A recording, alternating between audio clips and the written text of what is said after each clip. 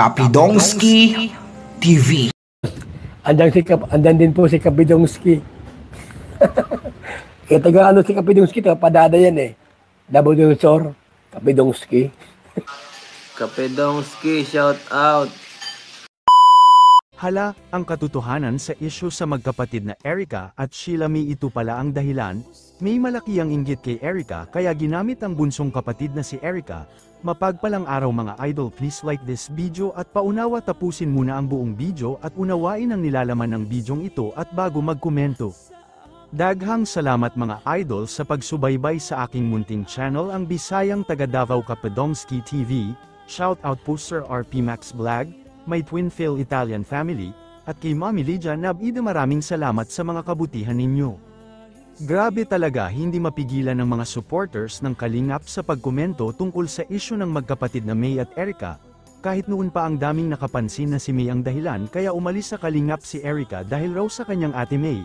At dito nga may mga komento na patungkol kay Sheila May.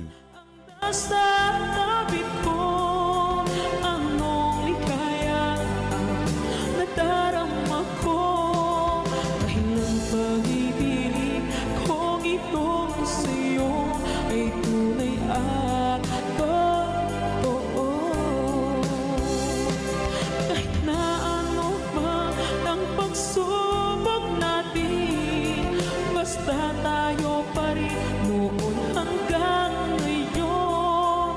Ingatan mo at iingatan ko, hindi ka ipagpapal. Ito ay ilan sa mga komento tungkol kay Sheila May. Ang dami pang mga komento kesyo raw kaya ginamit ni May si Erica dahil may anak na ito at may ka-live-in na ito, kaya si Erica ang ginamit para magkapera raw ito at masunod ang mga luho sa katawan. Nakikita naman natin dati na nung kasagsagan ng pag-vlog ni K-Rab kay Erica na ang daming nakapansin na bakit raw tinulungan ni K-Rab si Erica na hindi naman mukhang mahihirap dahil makikita natin ang kanilang mga kilos na halata mo talagang sanay sa mga happy-go-lucky, at rinig na rinig natin sa tita ni Erica na si May ang katawagan palagi ni Sir June A. Dahil alam naman natin na si Erica ay isang lesbian, rinig natin sa pag-interview ni Kuya Val kay Lolo Miguel na isang lesbian si Erica. Tanong ko lang ha, huwag ka naman, tanong ko lang sa'yo tayo. Kasi si Erica daw, tumboy daw. Ay, baka ako tumboy nga. Nakikita nga dyan na kasama-sama, pero babae din yan. Nag-aalikan nga yan. Si Ina Tunyakaw Torres, sabi ni Jenny, tumboy. Tumboy talaga yun. Yung jowa niya. Yung mataba na mapunya kami. Yun ang tumboy. Tapos, ang sabi sa mga balibalita, tapos si Erica tumboy daw. Tumboy nga. Si Erica nagtumboy na? Tumboy po, nalalina na. Naku, Diyos ko po, gano'n sana mangyari yan. Nagtumboy na si Erica? Nagtumboy na. Ba't mo nalaman na tumboy? Meron baga pong video na may kasama sa bahay nila. Na magkayakap, ginagawa ng isang mag-asawang kayo. Bakit igagayon pa nila, i-video pa nila. Naalam ko lang kita tatay kung totoo talagang tumboy si Erica.